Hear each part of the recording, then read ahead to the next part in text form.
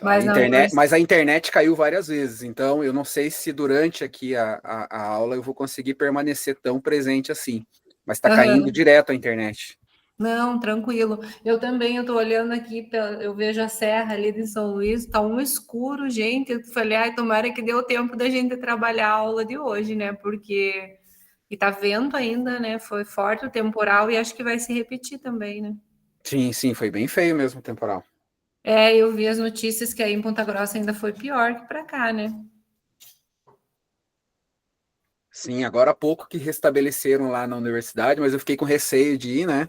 E como Uhum. tá fazendo manutenção, ainda falei, é melhor garantir aqui do que lá, né? Mas parece que estava se restabelecendo lá na universidade já.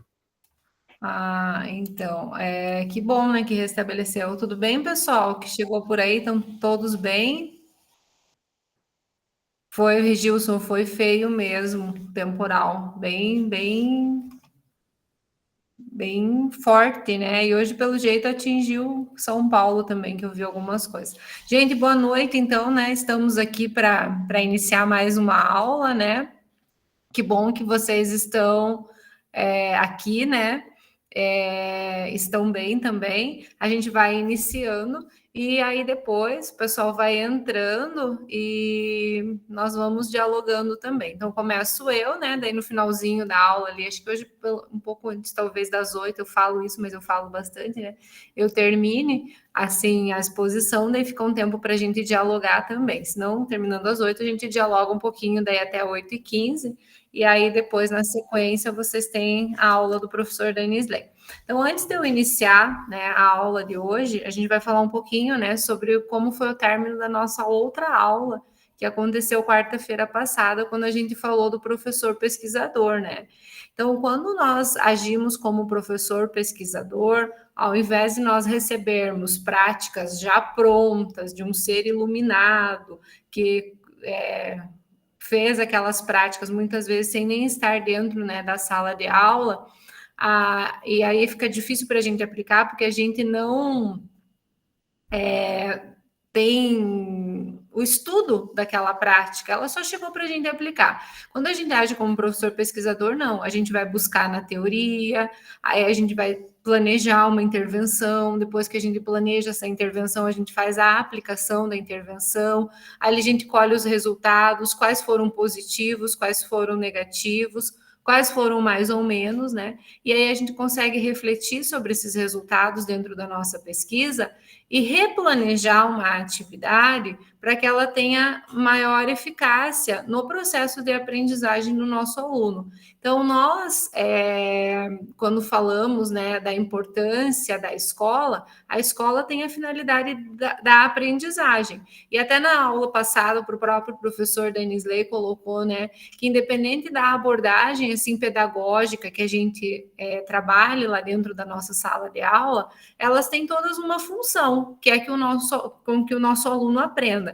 Então, quando nós agimos como professores pesquisadores, nós estamos justamente nessa perspectiva, né, de fazer um trabalho mais eficiente, contextualizado para a nossa realidade e que a gente consiga fazer uma investigação, ao invés, então, do professor pesquisador. O professor pesquisador, ele difere muito do professor dador de aula, né? Porque o professor dador de aula, digamos assim, ele vai lá e dá uma aula, e daí ali, daqui a um tempo, daí na manhã ele vai lá e dá outra aula, mas ele não tem esse tempo de realizar esse processo de reflexão. Eu sei que muitas vezes a gente faz esse processo nas nossas aulas, na nossa sala de aula, mas aquilo que eu sempre falo para vocês, né? Como professores, um dos nossos grandes defeitos é não registrar aquilo que nós fazemos no papel de professor pesquisador. Então, enquanto vocês estão desenvolvendo agora os projetos de vocês, né? Os projetos das oficinas, vocês estão trabalhando nessa perspectiva de professor pesquisador. Vocês foram atrás das escolas, vocês levantaram problemas que no final, assim, conversando, foram problemas muito parecidos. Vocês foram na literatura estudar esses problemas, estão indo ainda, né? Porque temos só 2 semanas aí, então é um pouco tempo de estudo. Dentro da literatura, vocês já estão vendo o que foi feito e o que pode ser feito para a realidade que vocês constataram.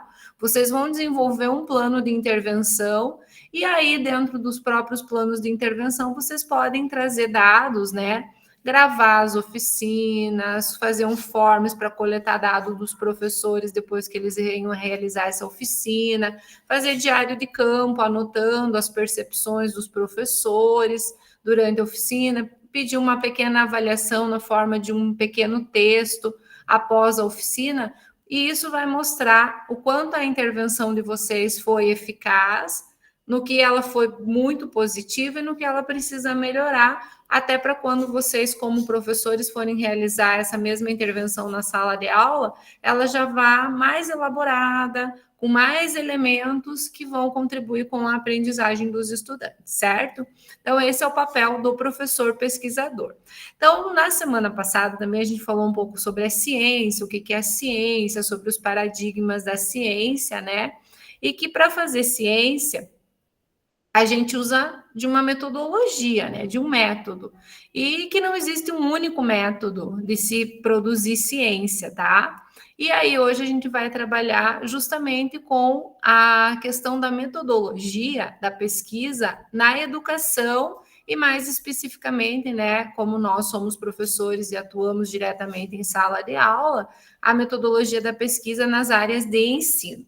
Então, eu vou começar aqui, deixa eu ver para a minha tela aqui que eu faço as passagens dos slides. Vamos pensar assim, né? A primeira coisa, né? E a gente já falou disso também na aula passada. O que diferencia a pesquisa científica em educação da pesquisa em ciências naturais? Alguém arriscaria falar alguma coisinha? Porque a gente viu um pouquinho na aula passada. Quem que está aí a fim de começar a participação na aula? O que diferencia, gente? Quando a gente faz pesquisa lá nas ciências naturais, nas ciências exatas também, qual é o tipo de pesquisa que a gente faz e qual é o tipo de pesquisa que a gente faz dentro do processo educacional?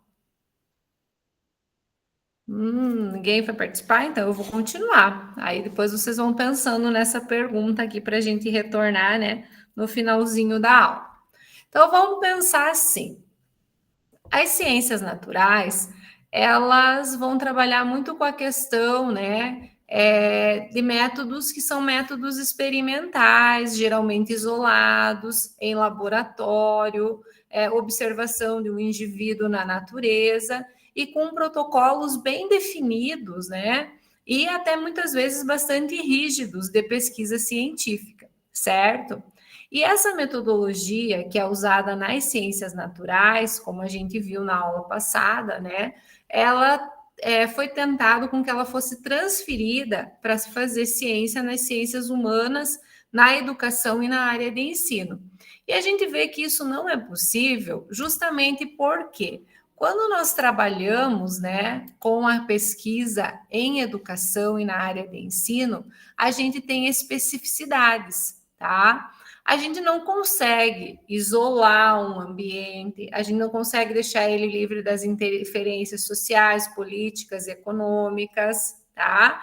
Por quê? Porque a pesquisa em ciências humanas, ela é uma pesquisa que foca no humano, tá? Que não é isolado do social e do cultural.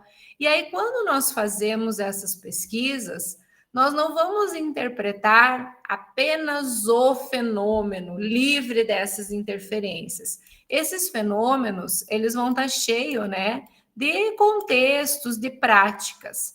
E aí, aquilo que se exige lá nas ciências da natureza, que é a objetividade, que foi essa objetividade que se tentou transferir lá, né, no início do século XX, boa parte dele para as ciências humanas, ela é impossível da gente conseguir essa mesma objetividade dentro das pesquisas em ciências humanas.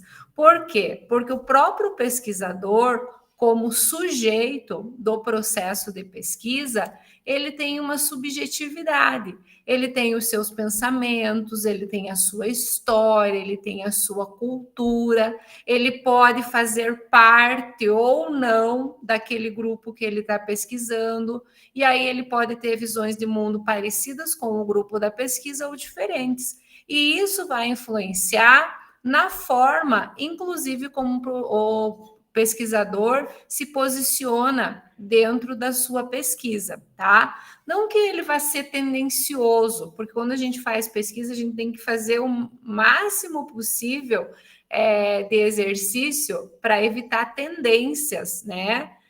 De senso comum, por exemplo, na análise dos nossos resultados. Mas muitas vezes, assim, por mais que a gente saia, né, como pesquisador, a gente tem uma vivência, e essa vivência não vai, de repente, se despir de nós para que a gente possa fazer pesquisa.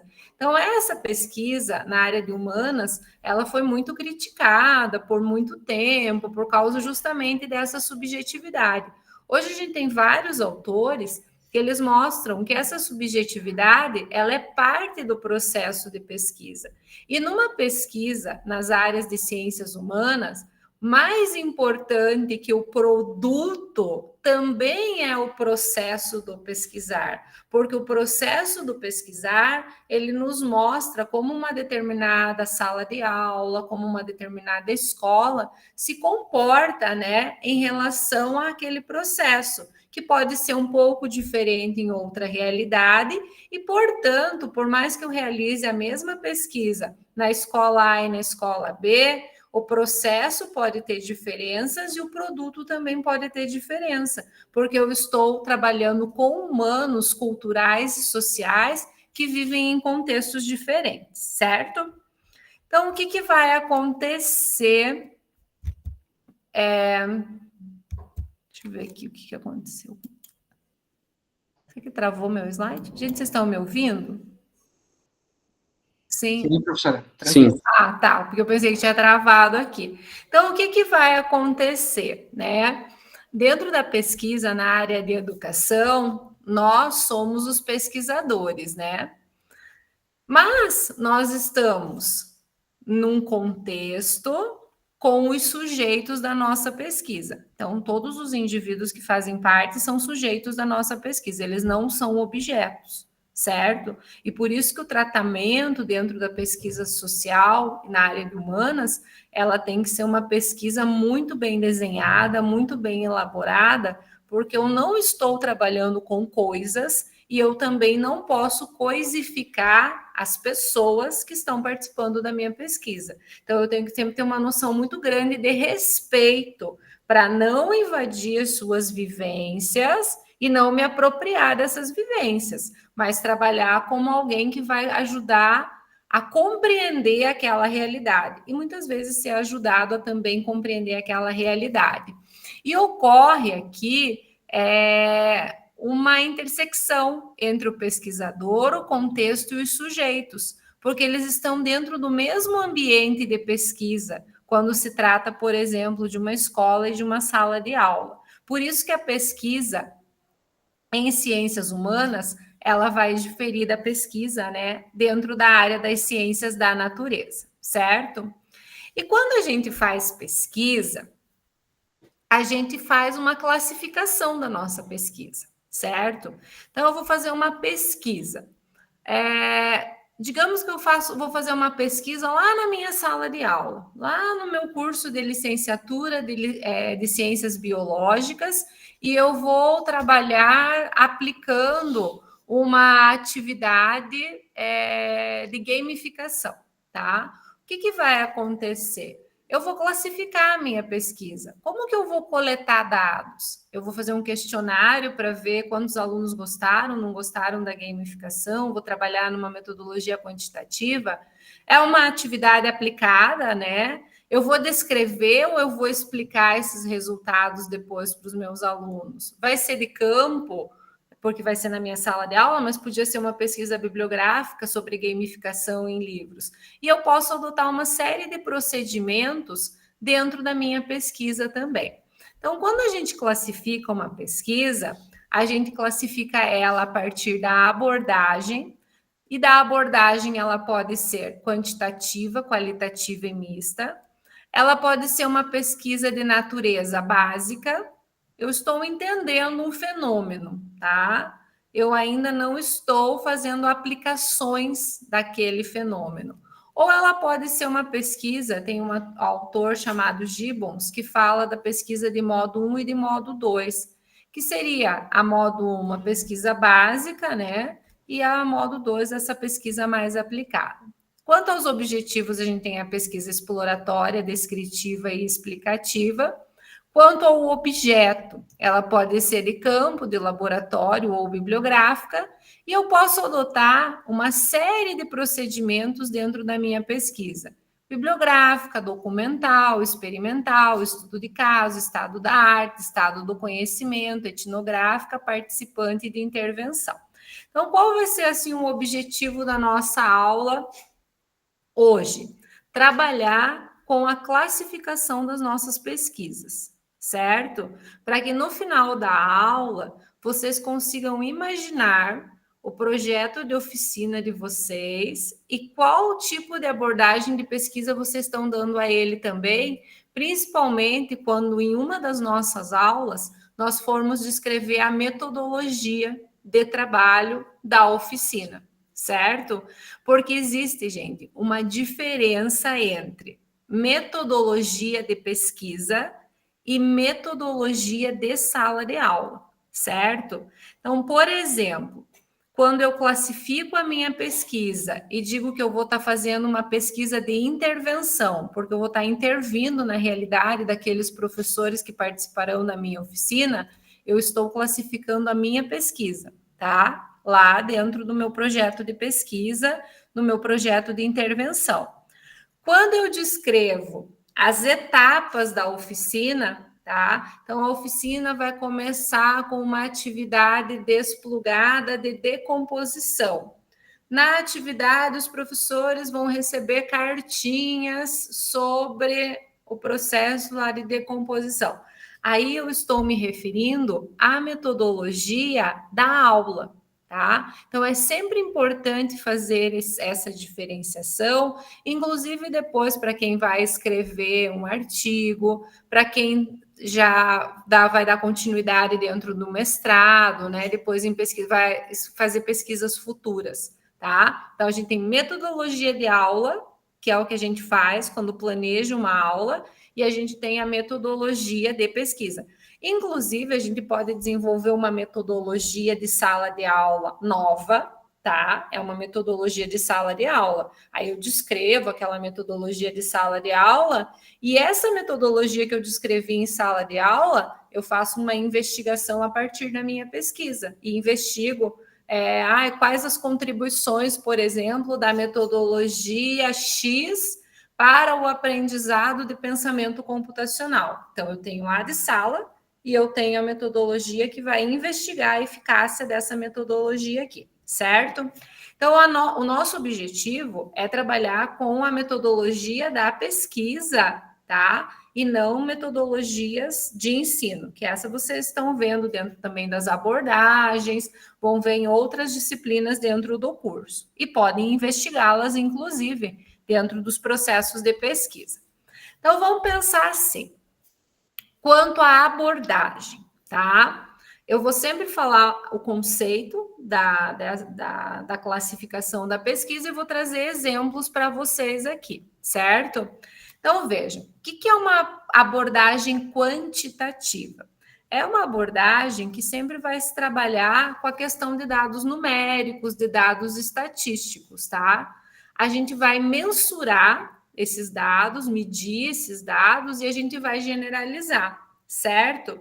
Então, a abordagem quantitativa é uma abordagem bastante típica das ciências da natureza, tá? Porque elas vão trabalhar com variáveis dependentes, independentes, intervenientes, conforme modificam as variáveis, eu vou ter um número X, um número Y, eu vou trabalhar com dados estatísticos. Algumas pesquisas na área de ensino, elas são puramente qualitativas. Vamos pegar os dados de SAEP, SAEB, Enem, né? Os alunos fazem resoluções de provas e, estatisticamente, a gente faz uma classificação deles, né? Aluno básico, aluno abaixo do básico, aluno avançado, seriam baseados em dados numéricos. Eu não avalio as condições, por exemplo, de onde o aluno estudava, como que ele teve as aulas. A minha preocupação é no resultado quantitativo, desculpa. As provas de larga escala, elas se preocupam com isso. E a gente pode fazer a abordagem quantitativa dentro das nossas pesquisas? Podemos. Por exemplo, eu quero fazer um questionário, como eu coloquei aqui, com uma análise estatística sobre desempenho escolar. Então, eu quero saber o desempenho escolar em matemática dos alunos do 4º e 5º ano do ensino fundamental 1, tá? Então, eu vou aplicar questionários, né? Posso usar questionários para os professores responderem o número de alunos com nota 10, com nota 9, e eu vou tabular esses questionários e dar uma abordagem estritamente quantitativa. Mas na pesquisa das áreas de humanas, geralmente, como nós trabalhamos, né, com sujeitos em um determinado contexto em que eu, professor pesquisador, geralmente estou inserido, a maioria das nossas abordagens são abordagens qualitativas, tá? A gente não vai focar na quantidade, porque quando eu faço uma abordagem quantitativa, eu não vou trabalhar com 5 alunos, com 10 alunos, com 5 professores, 10 professores. Geralmente, as abordagens quantitativas, elas vão me exigir um público maior. Daqueles questionários estilo survey, né? Eles vão ser muito produtivos, porque aí eu vou entrevistar 100, 200, 1000 professores para ter dados que eu consiga generalizar uma determinada situação. A abordagem qualitativa, ela não visa uma generalização, porque ela vai focar em significados que são muito locais, dependem de um contexto, dependem de uma história daquele público onde eu estou agindo. Então, a interpretação, ela é muito importante dentro da análise qualitativa. E ao contrário de eu precisar de 100.000, 2.000 alunos professores, eu posso ter contextos de 10 alunos, de 5 professores, onde eu faça entrevistas e observações, e a partir do meu diário de campo e dessas entrevistas, eu consiga buscar os significados e as interpretações para responder meu problema de pesquisa. Então, essa abordagem qualitativa provavelmente vai ser uma das abordagens que vocês vão estar realizando dentro lá da coleta dos dados nas oficinas, anotando em diário de campo, gravando as impressões dos professores após a oficina, e aí vocês vão entender qual foi o significado daquela oficina, qual a interpretação que esses professores tiveram desse processo de formação. Tá? Porque ele não é um simples produto, ele é um processo importante, né, na formação desses professores. E também, como a gente ainda tem um pezinho assim muito que não foi bem tirado da abordagem quantitativa, muitas vezes a gente faz opções por abordagens mistas, justamente para dizer assim, não, ó, mas eu trouxe dados quantitativos aqui. Geralmente, a gente, como faz pesquisa na área de humanas, a gente ainda fica meio enraizado naquela coisa, puxa, mas se eu não apresentar o quantitativo, a minha pesquisa vai ser desconsiderada, ela vai ser menos importante do que se eu apresentar, né, se eu apresentar só dados qualitativos, por exemplo.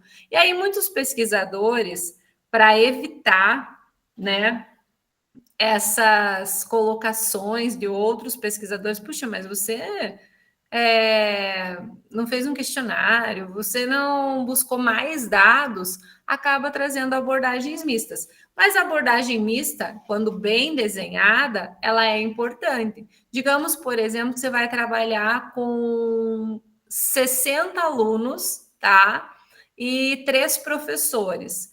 60 alunos, eu não vou ter a capacidade de entrevistar num espaço curto de tempo, né? Digamos, 1 ano, 2 anos, um TCC, uma dissertação de mestrado. Então, eu posso mesclar meus dados. Eu faço um questionário, né, para os alunos, porque são 60, eu vou ter muito dado para tabular, então o questionário já vai me facilitar bastante nessa tabulação, e eu posso trabalhar com entrevistas com os 3 professores. E aí eu vou conseguir, né, diante do meu problema, fazer essa triangulação de dados para resolver meu problema de pesquisa, certo?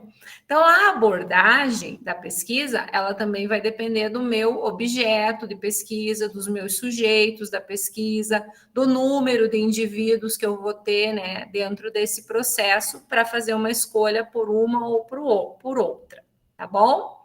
Tranquilo até aqui, gente? Então, qualitativa, quantitativa e mista. Agora a gente vai para a natureza da pesquisa, tá? Na natureza da pesquisa, a gente classifica ela como uma pesquisa básica ou fundamental, cujo objetivo é sempre a gente gerar novos conhecimentos, teorias e princípios, tá? Ela não vai ser aplicada de forma imediata. Então, por isso que ela é uma pesquisa básica. Muitas vezes essa pesquisa básica, ela vai ancorar mais tarde as pesquisas aplicadas. Então, eu vou partir daquela pesquisa básica, daquela teoria que foi gerada pela pesquisa básica, para trabalhar com as aplicações, né, do tipo de pesquisa 2, que é a pesquisa aplicada. Então, quando eu quero responder por que algo ocorre, como algo ocorre, eu vou estar trabalhando dentro de uma pesquisa básica. Então, por exemplo, eu estou realizando um trabalho e eu quero estudar as principais teorias que embasam a gamificação na escola, tá? Então, eu vou para uma pesquisa básica, e aí eu vou escolher meus instrumentos de pesquisa, né, de natureza documental, de natureza bibliográfica, de procedimento, né, bibliográfico, documental, para responder, né, essas principais teorias de embasamento da gamificação, tá? Geralmente, os mestrados acadêmicos, eles trabalham com pesquisa básica, ao contrário dos mestrados profissionais, por exemplo, que trabalham geralmente com as pesquisas aplicadas, tá? Porque a pesquisa aplicada, ela vai trabalhar com problemas concretos e práticos. Gente, e tem problema mais concreto e prático do que a minha visão de professor pesquisador lá na minha sala de aula? E quando eu olho esses problemas concretos e práticos e vou buscar soluções e intervenções para mudar a realidade educacional, eu vou estar fazendo uma pesquisa de natureza aplicada, tá? Então, por exemplo, como fazer para que os estudantes se apropriem de conceitos lógicos ao longo do 5º ano do ensino fundamental, ao longo do 9º ano do ensino fundamental. Como melhorar as práticas de cultura digital dentro do 1º ano do ensino médio, que é um usuário contínuo de redes sociais. Então, eu estou trabalhando com pesquisa aplicada. Então, por exemplo, vocês vão estar trabalhando nesse tipo de pesquisa quando vocês forem escrever a metodologia do projeto de vocês, tá? Da oficina. Por quê? Porque vocês estão fazendo a criação de uma proposta didática para o ensino de computação. E mais especificamente, para o ensino de pensamento computacional nas séries iniciais, né, do ensino fundamental, ou também chamado de ensino fundamental 1. E daí tem um autor que chama Gibbons, tá? E ele trabalha a pesquisa básica como pesquisa de modo 1, e ele aí faz uma crítica que a pesquisa do modo 1 é uma pesquisa que ela fica restrita, né, muitas vezes, ao mundo da universidade, da academia, tá?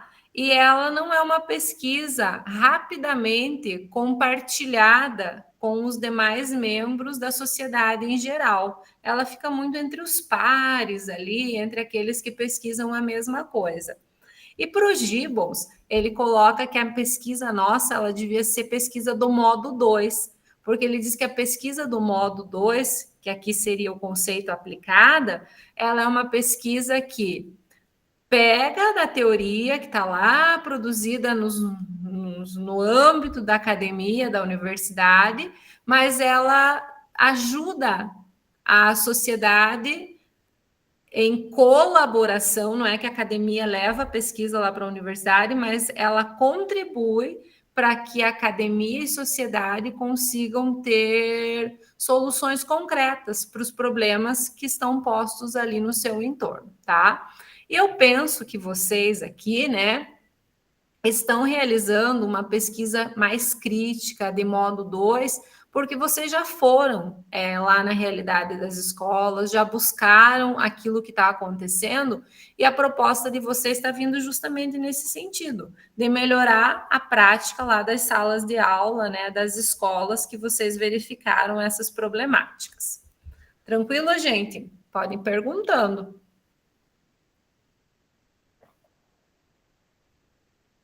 Não, nenhuma pergunta? Eu não consigo ver o chat aqui, então se vocês precisarem perguntar, falem aí. Tá, e quanto aos objetivos? Então, a gente já viu lá a natureza, né, da pesquisa, a abordagem. Agora, a gente vai para os objetivos de uma pesquisa, tá? Exploratória, descritiva e explicativa. Então, o que seria a pesquisa exploratória, né? É aquela onde eu vou conhecer melhor um problema que eu estou estudando, certo? Eu conheço, eu exploro muito aquele tema, e a partir dessa exploração, eu vou traçar caminhos para pesquisas futuras. Isso geralmente acontece, né, dentro da universidade, quando a gente está com dúvida, que TCC eu vou escrever, que dissertação eu vou escrever, né? O que já foi produzido sobre isso? Então, eu vou explorar o que tem sobre esse tema e vou buscar aspectos qualitativos, né? Eu não vou numerar lá, só tem 10 mil, 500 mil trabalhos sobre isso. Eu vou trazer dados qualitativos sobre o que foi produzido, em que profundidade, em que locais, quais foram os resultados positivos, negativos, o que os autores sugeriram de melhora, será que eles deixaram lacunas dentro daquela pesquisa? Se deixaram, essa lacuna que ele deixou não poderia ser um futuro estudo meu a respeito do tema?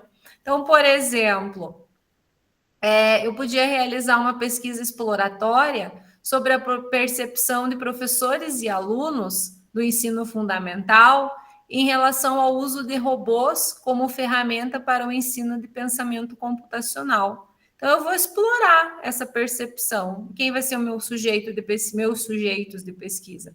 Professores e alunos, tá?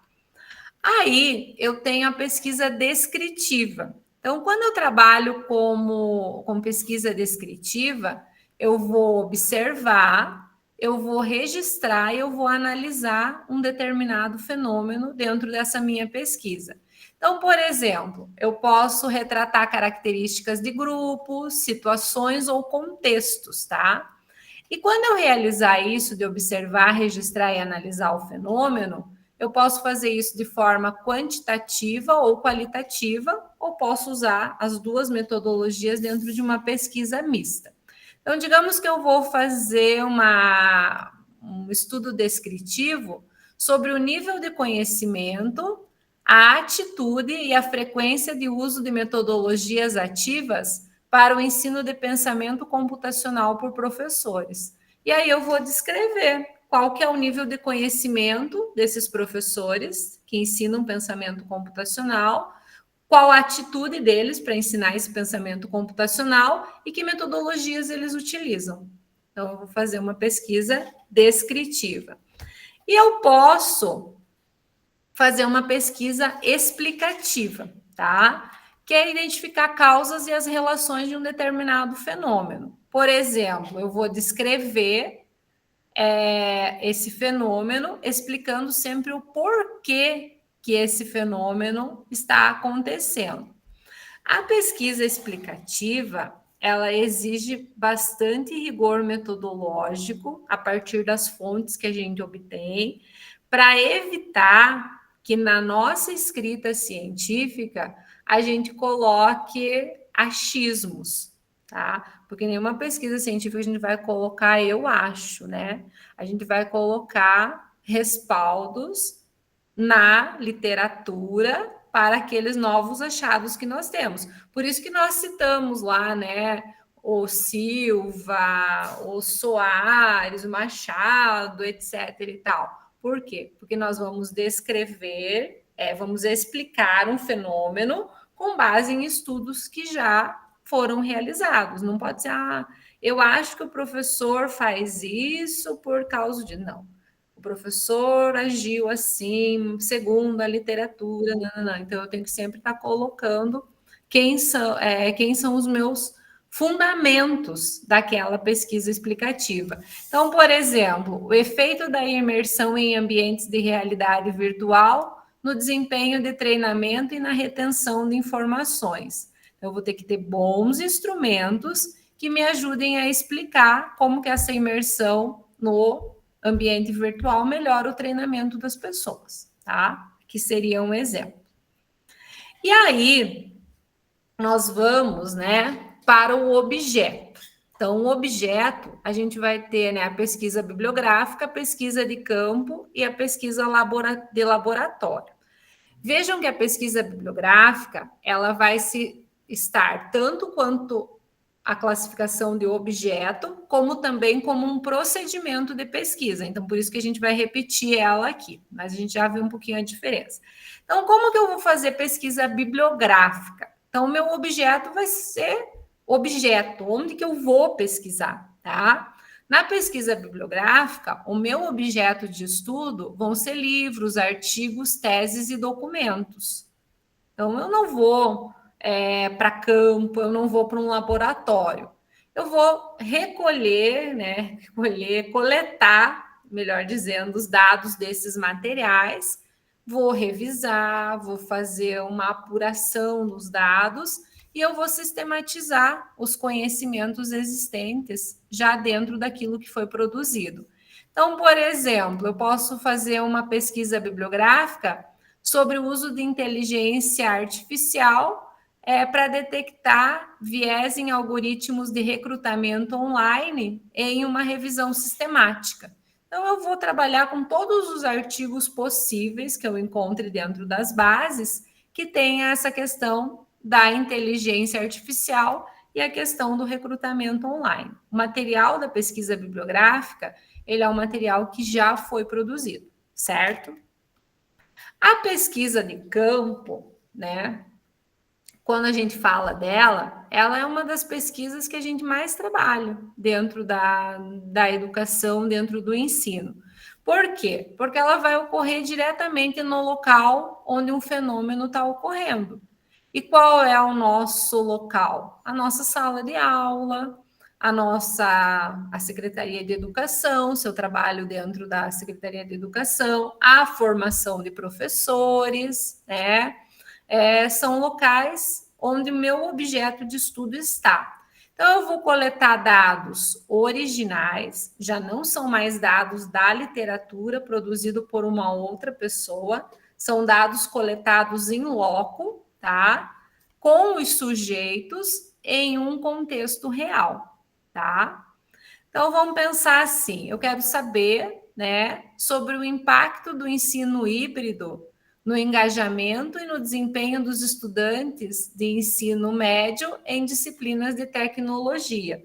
Então, eu vou precisar ter como público estudantes que têm ensino híbrido, então, ora mediado por tecnologia, ora presencial, e que sejam alunos de uma determinada disciplina de tecnologia. Esses vão ser meus sujeitos.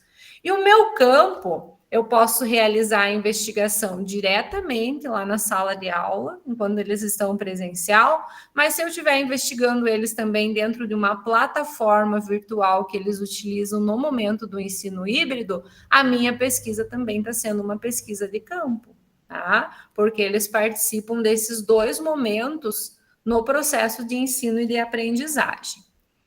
Experimental é uma pesquisa assim que a gente utiliza, né, fazendo experimentos, mas eu digo que a nossa pesquisa é muito mais de campo. Para fazer uma pesquisa experimental, a gente teria que ter condições bem controladas de ensino e aprendizagem. E a gente já falou isso. Como que a gente vai fazer controles rígidos e protocolos rígidos de controle dentro de salas de aula que tem mais de 30 alunos e que têm vivências socioculturais tão diversificadas? Então, dentro da pesquisa experimental, a gente vai trabalhar com variáveis.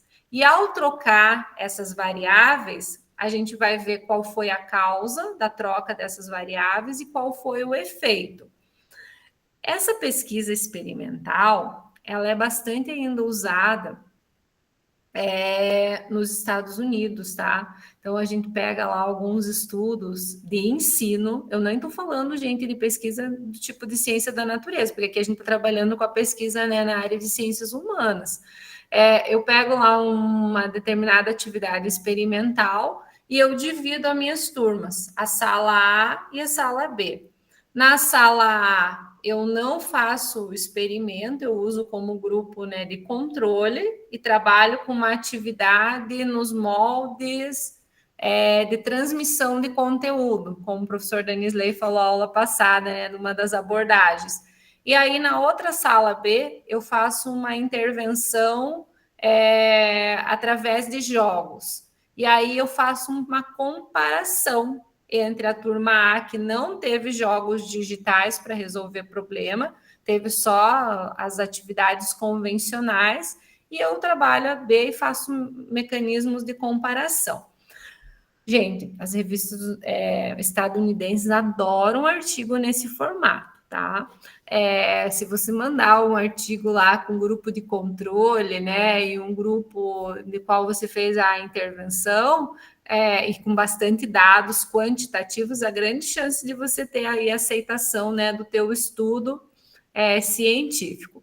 Aqui no Brasil, os próprios comitês de ética em pesquisa, eles trabalham com uma questão assim de evitar questões de grupos de controle. Dificilmente uma pesquisa vai passar no comitê de ética com grupos de controle, tá?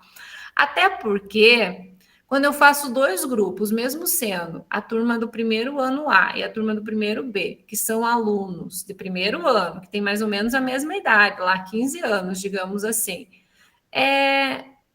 eles são um outro grupo, com outras características, mesmo estando na mesma escola do que o grupo B. Então, é muito difícil, em pesquisa, em ciências humanas, a gente controlar essas situações. No laboratório é fácil, gente. Você controla a temperatura, conforme que você está estudando, você controla a luz, você controla a reprodução dos organismos.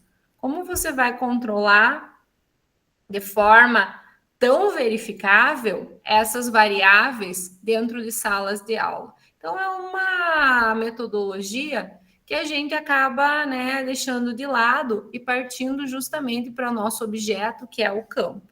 Geralmente, a gente faz pesquisas muito mais bibliográficas e de campo dentro do nosso campo, né, de trabalho, do que pesquisas experimentais, certo? Então, agora, a gente vai para o procedimento de pesquisa. Então, a gente tem 5 classificações da pesquisa. Procedimento, o nome está dizendo, tá? Pode ser técnicas também. Alguns autores de metodologia da pesquisa, eles classificam em técnicas de pesquisa ou procedimentos de pesquisa. Eu uso mais a questão dos procedimentos mesmo. Então, que procedimento eu vou utilizar para minha pesquisa? Então, eu posso realizar uma pesquisa bibliográfica, tá? Então, a minha pesquisa bibliográfica, ela vai se basear em livros, em artigos, em teses. E o objetivo, né, da minha pesquisa bibliográfica é fundamentar teoricamente a minha pesquisa.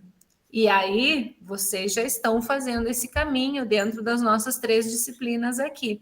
Como que vocês estão fazendo esse caminho? Lá no primeiro encontro, né, no dia 13/9, vocês chegaram com a problemática levantada lá na escola e, portanto, foi uma pesquisa no local, de campo, mas vocês chegaram com problema. Como compreender esse problema? A gente pode achar, dentro da nossa concepção de senso comum, que pode ser por isso, por aquilo, por aquele outro. Mas a gente não pode ficar dentro de uma pesquisa científica nos nossos achismos. Então, a gente foi para uma pesquisa bibliográfica, levantando lá de 3 a 5 artigos sobre o tema levantado nas escolas. Por exemplo, na realidade em que eu fui, né, que é aqui no Polo de Campo Largo, a maioria viu que não existem equipamentos tecnológicos para trabalhar a questão do pensamento computacional e a necessidade de introduzir os professores dentro de atividades de pensamento computacional desplugadas. Mas existem muitas atividades desplugadas. Não dá para procurar tudo sobre atividades desplugadas, você vai ter lá muitos artigos, muitos livros, muitas teses, dissertações. Aí o pessoal foi filtrando, né? Por exemplo, atividades desplugadas de jogos de tabuleiro, que eu lembro que é uma das equipes aqui de Campo Largo que está fazendo essa ideia. O que eles foram buscar na literatura? O que já foi produzido? Então, atividades desplugadas a partir de jogos de tabuleiros. E eles fizeram, então, aí um levantamento nessa temática, e vocês fizeram nas temáticas que estão trabalhando, que vem fundamentar, teoricamente, a pesquisa de vocês. Aí alguns alunos na professora, mas só de 3 a 5 artigos? Eu falei, não, gente, os 3 a 5 artigos, ele era, assim, um exercício para vocês aprenderem, né, a buscar material bibliográfico para fundamentar a pesquisa de vocês. Ah, professora, a nossa equipe já encontrou 10 artigos muito bons, que foi alguém que me falou, acho que na aula passada, né? Excelente. Ah, nós fizemos tal procedimento de busca na nossa pesquisa bibliográfica. Ótimo, porque toda a leitura bibliográfica vai contribuir para a fundamentação teórica dessa pesquisa de vocês, que vai ser um dos tópicos que vocês vão elaborar, né, dentro do template lá do projeto de pesquisa. Então, por exemplo, eu posso fazer uma pesquisa bibliográfica sobre o impacto das redes sociais na saúde mental de jovens.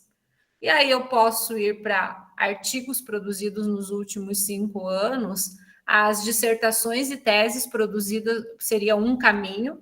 Eu posso pesquisar as dissertações e teses sobre o impacto das redes sociais na saúde dos jovens, né?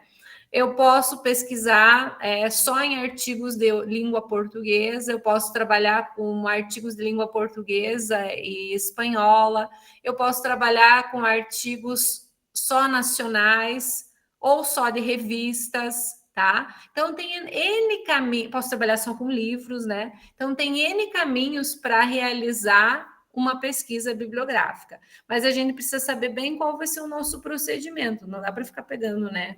Muitas. Ah, agora eu vou usar só esses livros, agora eu vou. Não, eu tenho que ter um caminho também para mostrar como que eu realizei a minha pesquisa bibliográfica, certo? Muito bem.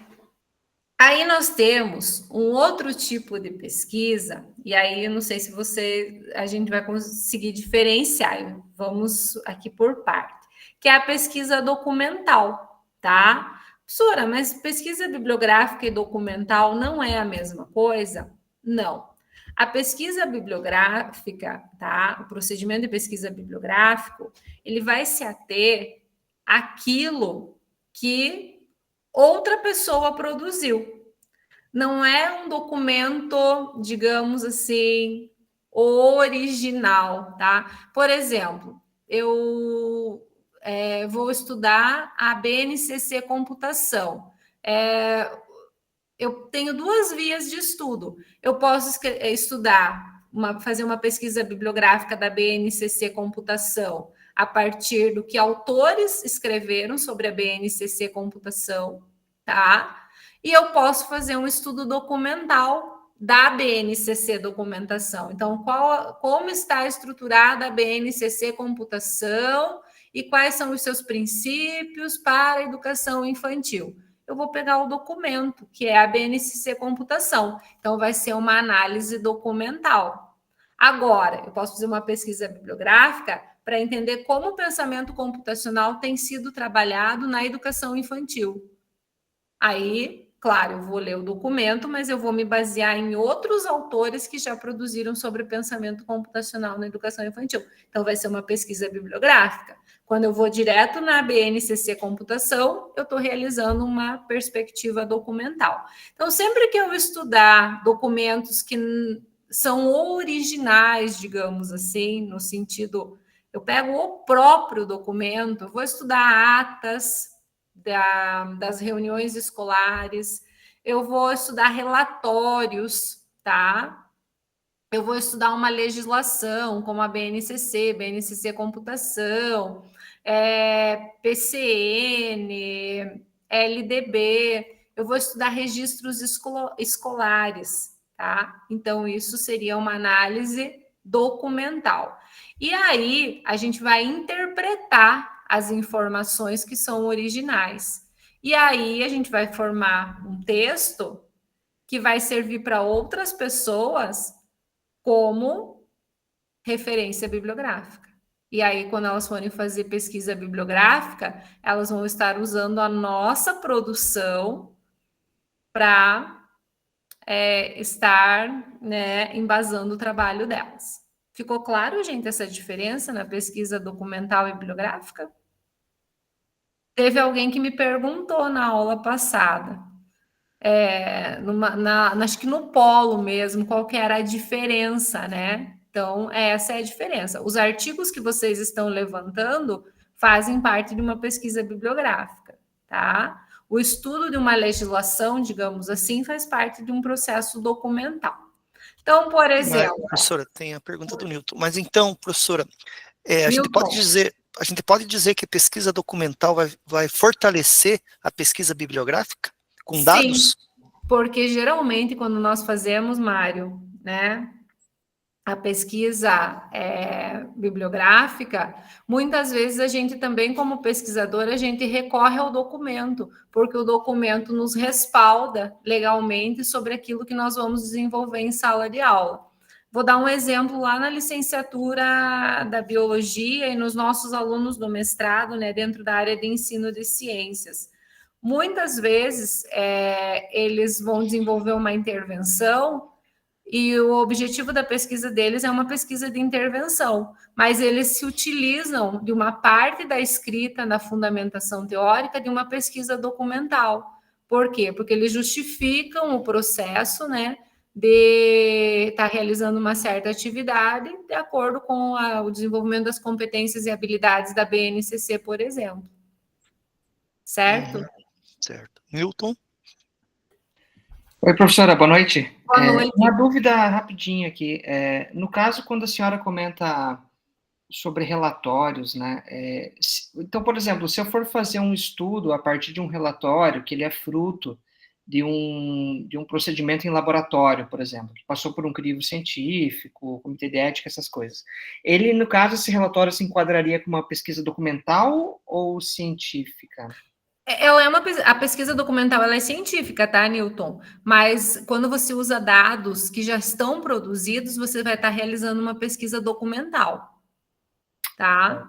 Sim. Dados que já tem dentro do laboratório. Digamos que você vai utilizar dados que foram produzidos já pelo IBGE, tá? E já existe um documento, digamos assim, Índice de Escolarização da População de 15 a 17 anos. Já existe esse relatório. Então, você vai fazer uma pesquisa documental. Certo? Certo, perfeito. Tá. E quando a gente faz pesquisa nas redes sociais, o que vocês me diriam? Eu quero fazer uma pesquisa sobre fake news, sobre vacinas no TikTok. Acho que enquadraria como estudo de caso. Oi? Acho que enquadraria como estudo de caso. Mas os vídeos do TikTok eles são documentos também. tá? Então, professora, mas é que daí eu acho que aí existe uma questão, né? Por exemplo, tudo bem, foi divulgado no TikTok, mas qual foi o procedimento por trás disso, né? Houve um rigor científico, houve um protocolo a respeito desse estudo, né? Eu acho que aí nesse caso se enquadraria como uma questão científica, né? Eu acho que depende muito também, né? Mas vejam, hoje os nossos documentos, eles não são só documentos escritos. A gente tem documentos digitais e eles também são objeto de análise. Certo? Ele entra como uma fonte, né? Sim, claro. Ele entra como uma fonte. Tá? Então, eu posso fazer pesquisa documental. Eu vou dar um exemplo, né? Coloquei aqui, né? Pesquisar sobre a BNCC computação e como que ela orienta o pensamento computacional no ensino fundamental. Eu vou ler o documento e vou buscar respostas nesse documento, que é a BNCC computação. Eu tinha uma colega, né, de escola, historiadora, ela fez uma análise documental, tá? Das certidões de batismo da paróquia aqui de Campo Largo, porque ela estava trabalhando com as famílias que foram as primeiras famílias que se organizaram aqui dentro da cidade, né? E dentro de uma pesquisa dessa natureza, saber as primeiras famílias que chegaram aqui na cidade, né, na fundação da cidade, os registros que ela tinha mais preservados eram os registros da igreja. E nesses registros da igreja há as certidões de batismo, porque batizar na época era assim um ritual muito sério, né? Então foi onde ela conseguiu responder a questão de pergunta, a questão de pesquisa dela, a partir das certidões de batismo da paróquia preservadas. E aí, é claro, né, permissão para fazer a análise documental, não são todos os documentos que a gente vai ter acesso livre, né? Alguns a gente vai precisar de autorização nas bibliotecas, nos museus, para conseguir acessar. Hoje, gente, graças ao processo de digitalização dos acervos, a gente consegue fazer muita pesquisa documental, principalmente de cunho, né, histórico, a partir de bibliotecas virtuais, por exemplo. Certo? Tranquilo? Então, vamos para o nosso próximo procedimento. Professora, só uma questão, boa noite. Pode falar, Gilson, eu não estou vendo você, mas fica à vontade. É que ficou assim, quanto ao objeto, eu tenho bibliográfica, daí, quanto ao procedimento, entrou bibliográfica e documental. Aí, só para fazer um paralelo com o nosso trabalho, né? A oficina, a gente tem uma parte bibliográfica, tem uma pesquisa bibliográfica, e ela é também de campo, né? Que a gente acabou questionando escolas, que é o que mais deu problema. Não ir, ele falou? Então, Gilson, veja. É muito longe. A gente classifica a pesquisa. Pensei que fosse mais perto. Gilson. Oi, Mário. Acho que o professor Mário esqueceu ligado o microfone. Então, Gilson, a gente faz assim, ó. Quando a gente classifica a pesquisa, a gente classifica ela nas 5 características, certo? Então, ela é uma pesquisa qualitativa, explicativa, tá? Bibliográfica, né? E no de natureza caso, aplicada. De natureza aplicada, e ela vai ser uma pesquisa de intervenção. A gente vai trabalhar com uma atividade de intervenção nessa oficina. Certo? Então, a gente vai ter essas 5 classificações. De intervenção não entrou... Não ainda, eu estou calma. Tudo bem. Quando aos procedimentos, tem vários procedimentos, certo?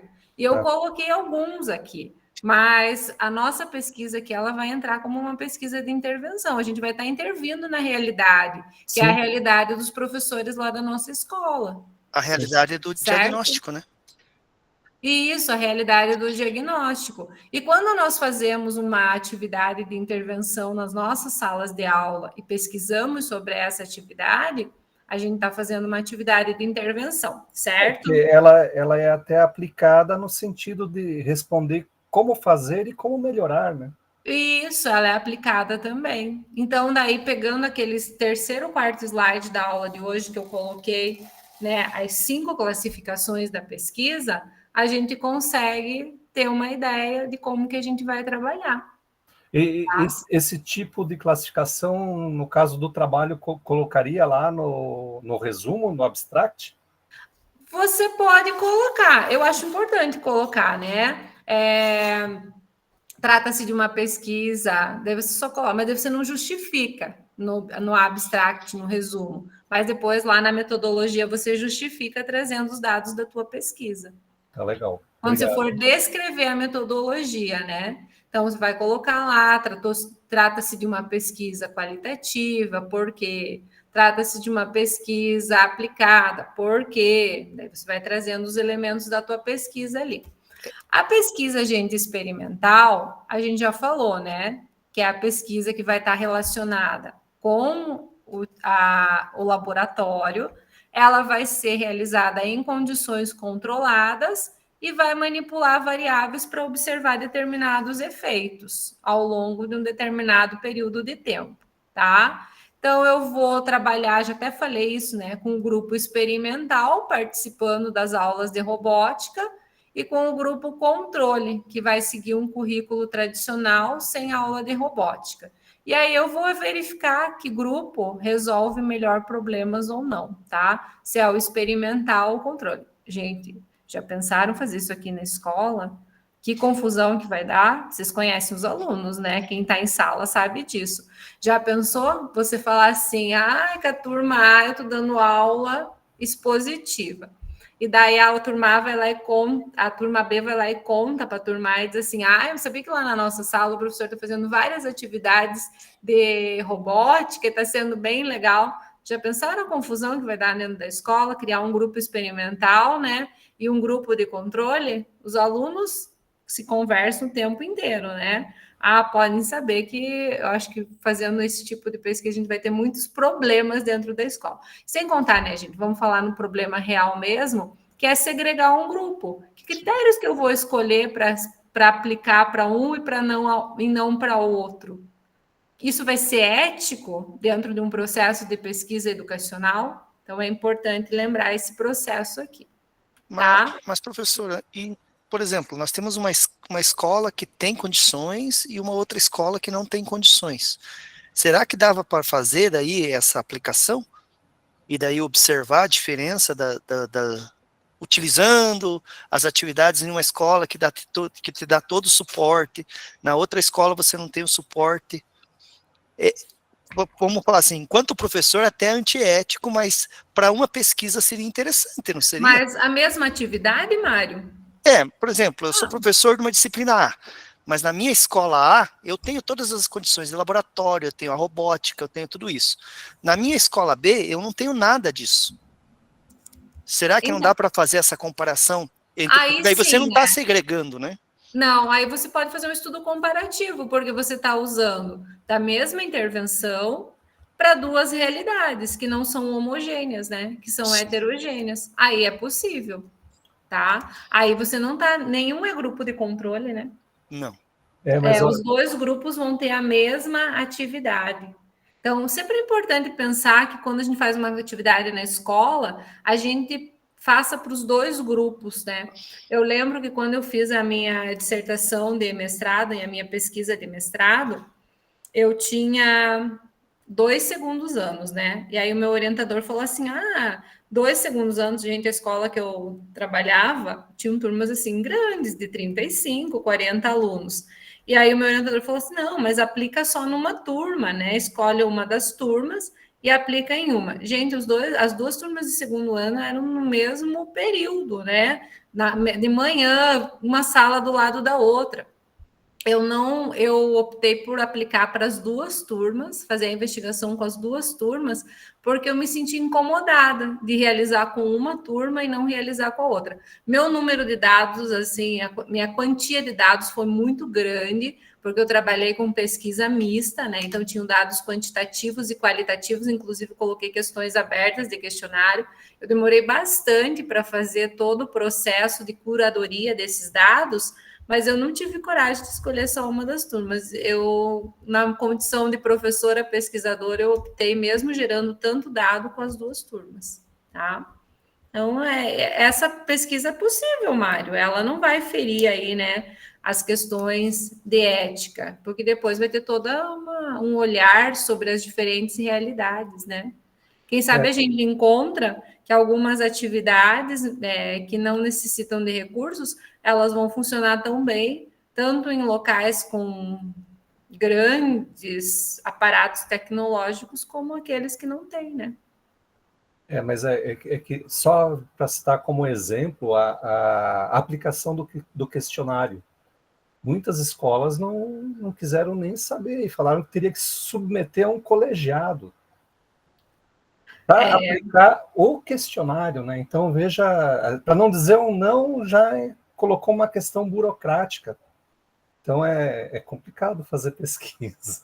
Olha, você Gilson, vai para a parte experimental mesmo, ou de campo, né? Isso, Gilson, verdade. E olha, Gilson, e às vezes não, boa parte das vezes, né, a gente faz todo um protocolo de pesquisa, né, vai nas secretarias de educação, seja municipal ou estadual, para conseguir a anuência deles para a nossa pesquisa, daí manda para o comitê de ética. Os comitês de ética, às vezes, demoram 4, 5, 6 meses para a gente estar tramitando, né, entre vai e volta, falta um documento e outro, a gente consegue aprovação. Daí, digamos que a gente consegue aprovação e o estudo nosso, a nossa pesquisa está relacionada com formação de professores. E aí você faz um questionário para professores, vou colocar da minha área de biologia sobre um determinado tema. Aí você manda o questionário porque você está amparada legalmente, você tem lá o protocolo de que tua pesquisa está autorizada, tem um número lá do controle da tua pesquisa do comitê de ética. E aí você distribui os questionários para o Paraná inteiro, digamos, se forem professores da rede estadual aqui. Gente, vocês acham que vai voltar lá? Tem nem sei quantos professores de biologia, mas digamos assim, tem 1.500 professores de biologia. Fala, nossa, vai voltar 1.000 respondidos. Olha, se você conseguir uns 20, 30, se dê por muito satisfeito. Porque chega, os professores têm muitas coisas para fazer, tá? As demandas dos professores são intensas e eles acabam não tendo tempo mesmo para responder às pesquisas nossas. Se falar em entrevista, para conseguir marcar uma entrevista com um professor da rede, a gente vai conseguir talvez com uns 4, 5 professores para responder aquela nossa pergunta, tá? E aí eu sempre brinco, né? Que às vezes eu tô cheia de coisa para fazer, para variar, né? Eu até brinquei com o Danisley esse dia, ele tá aí, né? Falei que o Danisley aqui, né? E o Mário, a gente não pode ter o copo meio cheio, a gente tem que ter o copo transbordando de coisa para fazer, porque senão não é a gente, né?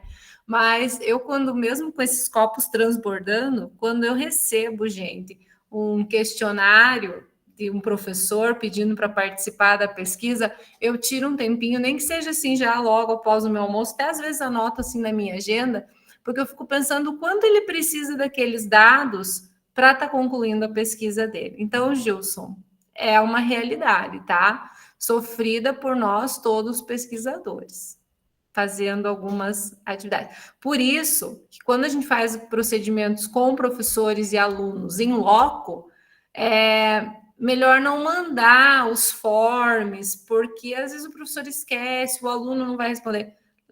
Ou se você for fazer em forma de forms, dê um tempinho para já após a prática eles poderem responder, que é uma forma de você garantir que os dados da tua pesquisa vão chegar até você, tá bom?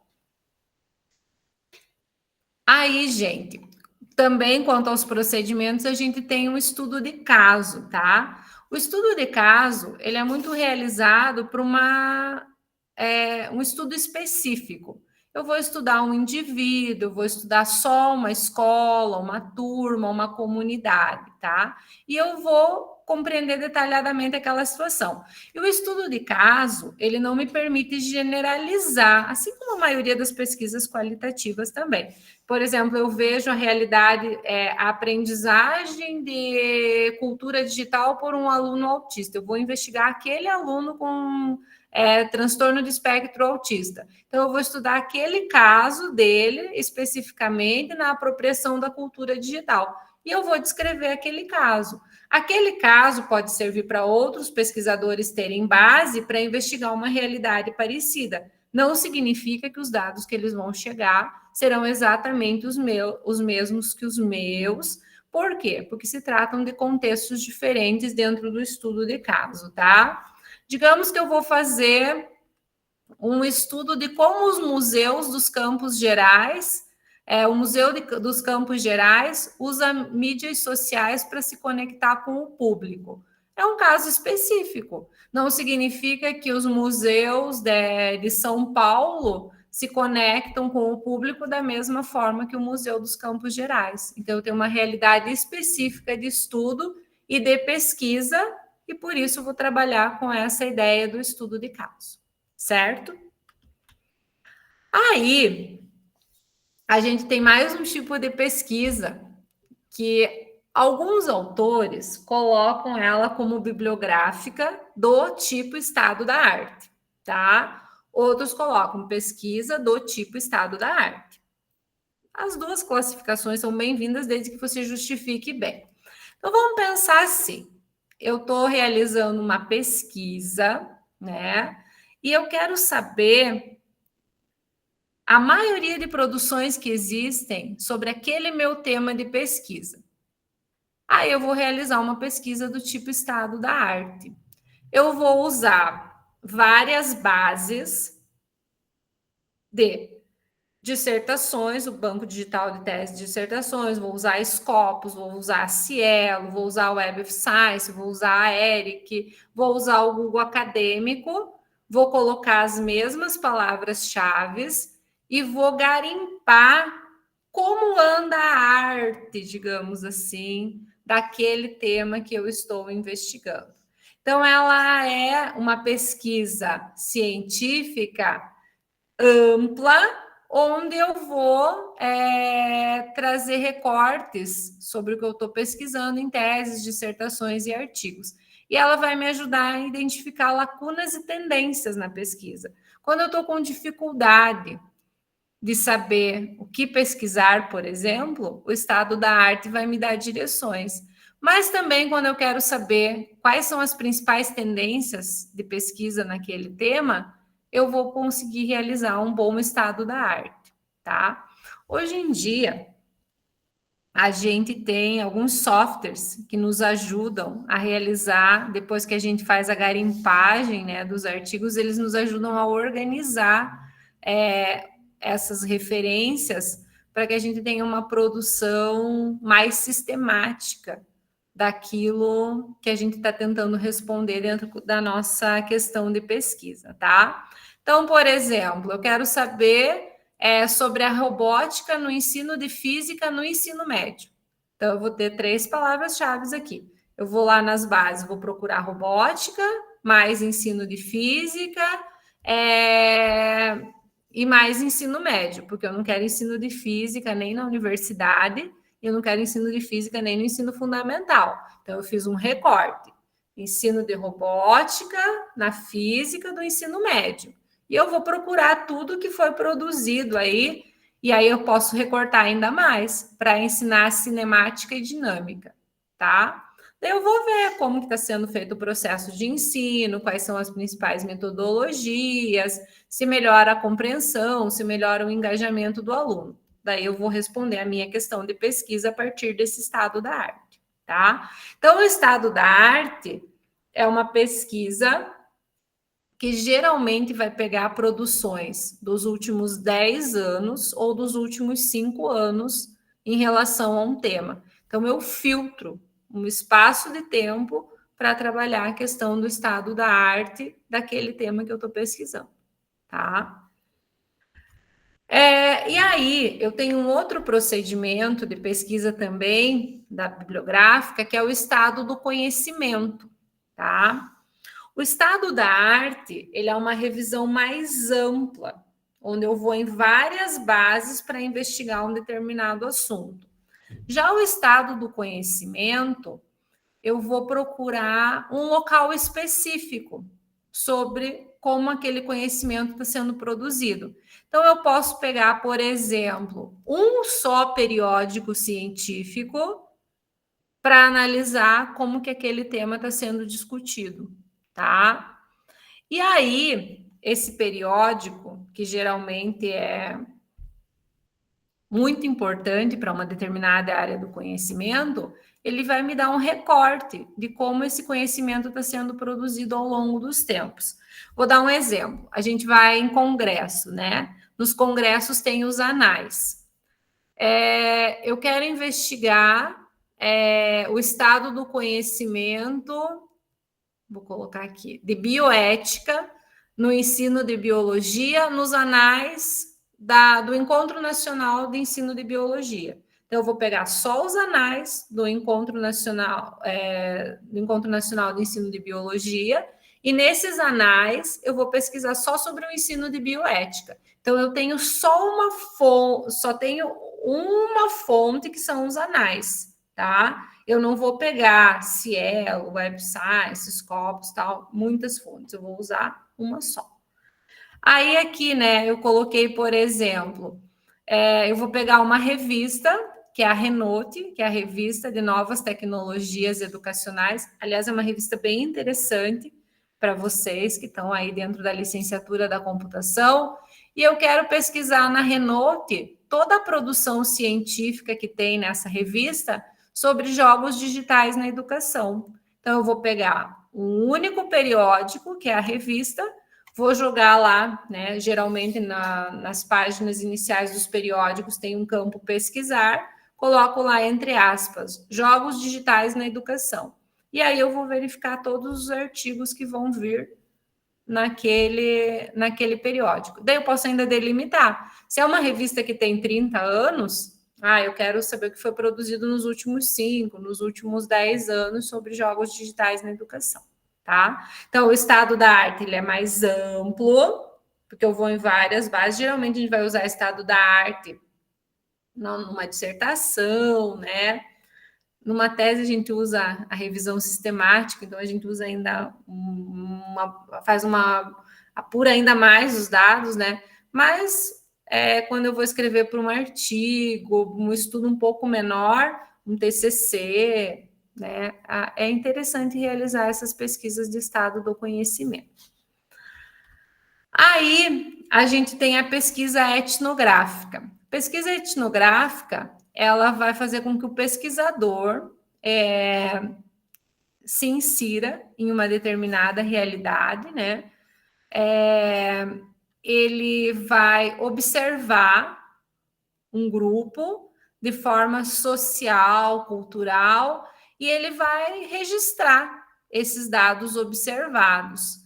Geralmente, ele pode registrar por vídeo, né, essa observação, desde que os protocolos permitam que sejam filmados e os dados sejam usados única e exclusivamente para que se destina à pesquisa, mas ele também pode fazer observação participante, então ele fica lá no grupo e ele vai anotando o dia, as falas, né, dos estudantes, dos professores, e já na observação participante ele vai anotando as suas impressões ou os códigos que ele vai utilizar para analisar essas observações que ele fez diretamente no campo a partir de uma pesquisa de natureza etnográfica, tá? Então, digamos que um pesquisador etnográfico, ele vai numa sala de aula observar a rotina e ver como que é a interação dos alunos no laboratório de robótica, tá? E aí o foco é justamente a cultura do grupo dentro do laboratório de robótica, tá? Para ver como que eles colaboram, resolvem problemas e constroem o próprio uso de ferramentas para resolver determinados problemas. E aí, gente, o pesquisador etnográfico, ele precisa, né, ficar por um bom tempo, digamos assim, pelo menos um mês, dentro de uma prática, para ele compreender aquele grupo e conseguir descrever, né, os seus achados aí, suas evidências de pesquisa. A pesquisa participante é uma pesquisa em que o pesquisador atua junto com o grupo estudado. E ele vai interagir e viver com esse grupo. Então, ele não é só ele é o que conduz, digamos, a pesquisa. Mas as impressões do grupo, o que o grupo produz, o diálogo com o grupo é muito importante dentro da pesquisa participante. E os indivíduos, os sujeitos, melhor dizendo, da pesquisa participante, eles têm que se sentir integrantes daquela pesquisa e contribuir com o processo daquela determinada pesquisa, tá? Então, por exemplo, eu vou pesquisar, né, sobre pensamento computacional em uma realidade do município de Ibaiti, certo? Eu posso simplesmente pesquisar, né, sem nenhuma, só vendo como que o grupo age, mas eu posso dialogar com aquele grupo e a gente pode trazer estratégias de cocriação. E ao fazer essa estratégia de cocriação, eles vão documentar essas experiências e, de repente, montar 10 sequências didáticas num grupo de pesquisa participante para trabalhar atividades de pensamento computacional lá na escola. Então, tanto o pesquisador como os sujeitos da pesquisa contribuem no processo de elaboração dos resultados da pesquisa, certo? É uma pesquisa muito interessante. Eu estou trabalhando com um dos meus alunos de mestrado agora com pesquisa participante. Ele vai trabalhar com uma formação de professores, né, em impressão 3D, e a opção é por pesquisa participante, porque a primeira oficina vai ser esse diálogo para que as próximas oficinas sejam construídas a partir das necessidades dos professores. Então, ele não vai com a oficina pronta e acabada, ele vai com uma ideia, né, dos 5 encontros de oficina. Mas o que os professores de ciências e biologia precisam dessa oficina de impressão 3D vai vir também dos sujeitos da pesquisa, certo? Então, é uma pesquisa, assim, democrática, né, que tende a trazer resultados muito melhores porque o indivíduo se sente parte integrante do processo de criação. Isso que vai devolver, né, benefícios para esses sujeitos também. E aí, a gente trabalha também com a pesquisa de intervenção. Eu separo intervenção e pesquisação. Eu já conto para vocês por quê. Coloquei as duas juntas aqui, mas eu considero que o que vocês estão fazendo dentro, que vocês estão fazendo não, vocês farão dentro das oficinas, elas vão se caracterizar como uma pesquisa de intervenção. Por quê? Porque vocês fizeram um diagnóstico inicial. Vocês estão agora, dentro do projeto de oficina, desenvolvendo uma ação educacional e vocês vão implementar essa ação, vocês vão intervir na realidade. E a partir dessa intervenção, vocês vão fazer uma avaliação da percepção das oficinas pelos professores. E qual é o objetivo de vocês, gente? Não me digam que é só tirar a nota das 3 disciplinas, né? E a gente para por aqui a aula. O objetivo de vocês é transformar essa realidade investigada. Então, vocês já ouviram o chororô dos professores, das professoras, da falta de equipamento, da falta de tempo, da falta de formação, né? Da dificuldade em trabalhar o pensamento computacional. E vocês estão transformando, né, o limão que eles deram para vocês em uma limonada. Então, vocês vão trazer uma transformação dessa realidade investigada a partir da oficina, tá? Eu não colocaria pesquisação, e já vou dizer por quê, e também é uma questão minha de opção metodológica. A pesquisação, ela envolve um maior tempo com os indivíduos da pesquisa, tá? E o tema tem que surgir a partir de um extenso processo de diálogo entre o investigador e os sujeitos da pesquisa. E esse tema ele tem que emergir a partir desses diálogos para se desenhar a pesquisa no conjunto dos sujeitos, tá? Então, pesquisação é algo que demanda mais tempo para a gente fazer. Por isso que eu classifico o que vocês estão fazendo como uma pesquisa de intervenção, né? Então, aqui... e se fosse uma pesquisação, né? Eu preciso fazer um processo de observação da realidade, um processo maior do que essa observação que vocês fizeram.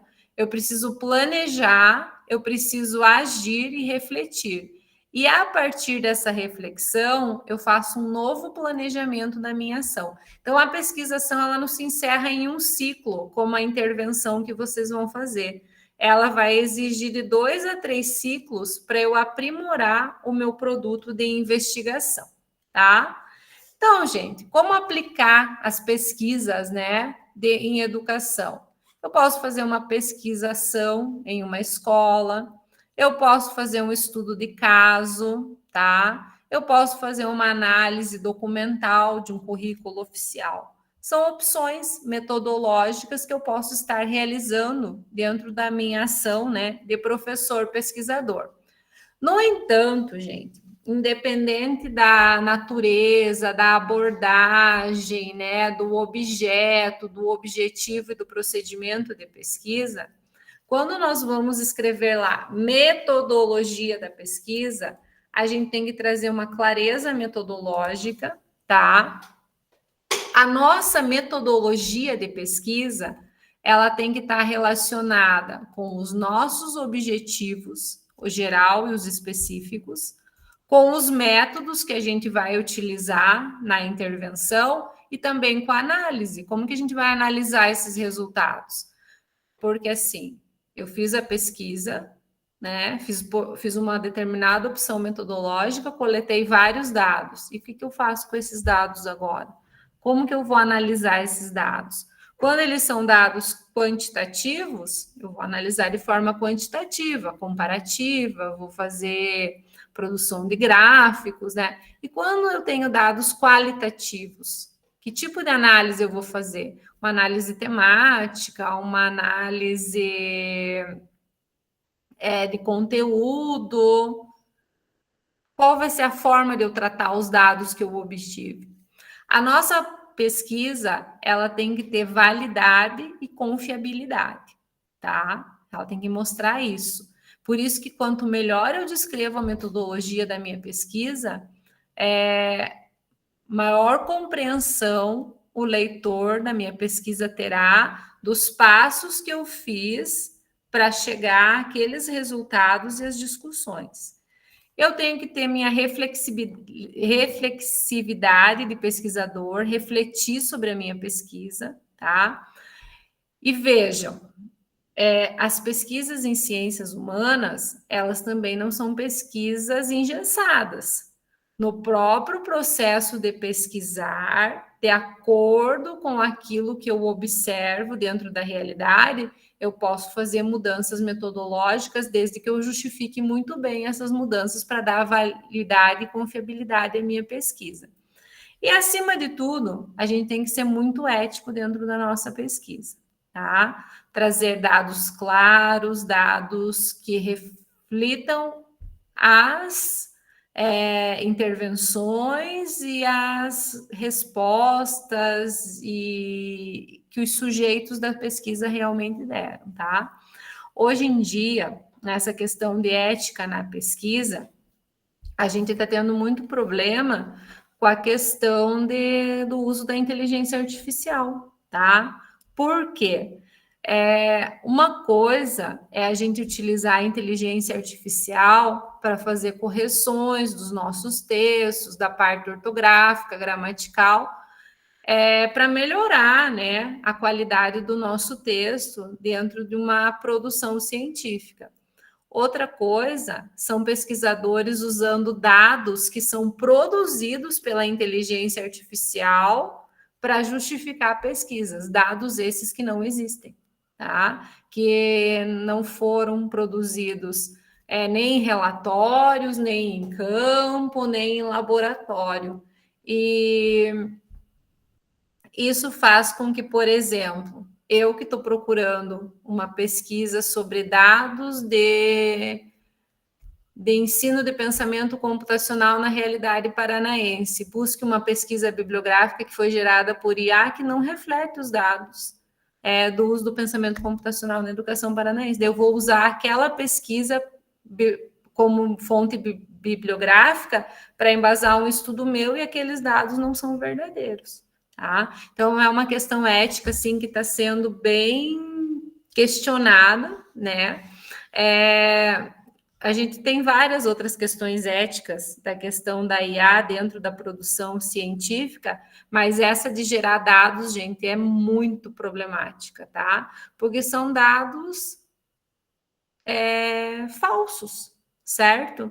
E como que eu vou trabalhar com dados falsos, né? Eu estou sendo desonesto com a produção científica dentro das áreas em que eu atuo. Então, isso precisa ser muito considerado. E a gente vai falar um pouquinho isso depois sobre ética na pesquisa dentro de um dos nossos encontros.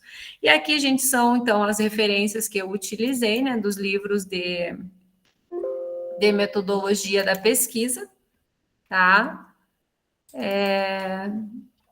Agora, caiu. Oi. Caiu a apresentação. Eu tirei, Mário. Terminou. Uhum. Aí, gente, eu me abro as questões de vocês. Estou transcrevendo essa chamada com minha extensão. Ótimo, né? Transcrever é uma coisa boa da inteligência artificial, né? Nas atas, nas reuniões aí por Meet, elas têm facilitado bastante depois quando a gente vai fazer as atas de reunião. Gente, tem muitos usos interessantes da inteligência artificial, mas gerar dados falsos é acabar com a integridade da pesquisa científica, né? Elaine, qual que é a diferença entre pesquisação e investigação-ação? Mário, depende do autor que usa. Tá? O David fala uma coisa, os meninos que criaram lá a espiral leveniana falam outras, né? Uhum. São correntes de investigação. São correntes de investigação. Isso, correntes, né? Então, a gente tem a questão da pesquisação e tem a questão da investigação-ação. Elas partem do mesmo princípio, né? Da observação, do planejamento, da ação e da reflexão. Mas aí depende do autor, tá? E hoje em dia a gente tem também uma corrente de pesquisação crítica, né? Que Sim. Aí elas são responsáveis por trabalhar com essa ideia de que a pesquisação ela tem que sair e emergir um tema do grupo de pesquisa e não do investigador para o grupo, porque aí eles não caracterizam como uma pesquisação. Tá? Que ela cria também, né, no final, né, reflexão e replanejamento, né? E replanejamento, isso. Então, lá a gente tem o Kurt Lewin, né, que é um dos pais da pesquisação lá nas indústrias, né, das décadas de 50 lá e tal, que ele faz esse processo de pesquisação para melhorar os processos produtivos dentro das indústrias, e depois daí na educação a gente tem, né, o Carquemes lá, que eles vêm com essa ideia da pesquisação que surge lá nas indústrias para a educação, como uma forma de transformar a educação. Então, a pesquisação, ela sempre procura transformar, né, as práticas, e os autores colocam em práticas mais democráticas, mais justas, mais solidárias, justamente porque vai devolver para a sociedade aquilo que ela ajudou a construir no processo de pesquisa. Gilson, eu vou disponibilizar todos os slides de todas as aulas, tá bom? Vou fazer PDF deles, do primeiro encontro, do segundo encontro, do terceiro encontro. Os materiais hoje eu já disponibilizei todos, mas eu vou pedir sim para o Wagner colocar os slides para vocês, certo? Mais perguntas, gente? Deixa eu ver aqui no chat. que é pouco utilizado em administração? Mais alguém, pessoal? De perguntas? Daí, na aula de quarta-feira, né, Mário? Sim. A gente vai estar junto com vocês para né, pensar se o problema está bem definido, se os objetivos estão bem definidos, se a justificativa, para daí a gente já começar, né, essa parte de pesquisa bibliográfica para fundamentação teórica. Vocês já começaram, mas agora dá uma lapidada maior. Essas nossas oficinas, elas entram como uma intervenção ou como um procedimento? Como uma intervenção, Mário. Eu classifico como uma intervenção. Tá? Uma intervenção de formação aí de professor. De capacitação, né? Que a gente vai conseguir trabalhar com eles, né? Beleza. A gente vai intervir numa realidade, né? De capacitação. Pessoal, eu escrevi ali no começo da aula, mas só reforçando. Quarta-feira estaremos nós três, o professor Danisley, a professora Elaine, o professor Mário, mas os nossos dois monitores, né, Elaine? Isso. Para a gente colaborar com vocês com os projetos. Né? Vamos supor lá, o grupo do Danisley está com uma dúvida, vai trazer a dúvida, a gente vai deixar vocês com mais dúvidas ainda, mas a gente vai colaborar, né? Esse é o processo, né? Um processo de construção, né? Então, tranquilo. Obrigado, eu acho que... Obrigado pela aula, professora. Fazemos um intervalinho agora, Mário, de 15 minutinhos? Fazemos, né, Danisley? 20h30, pessoal, então, a gente volta, beleza? Beleza, até daqui a pouco.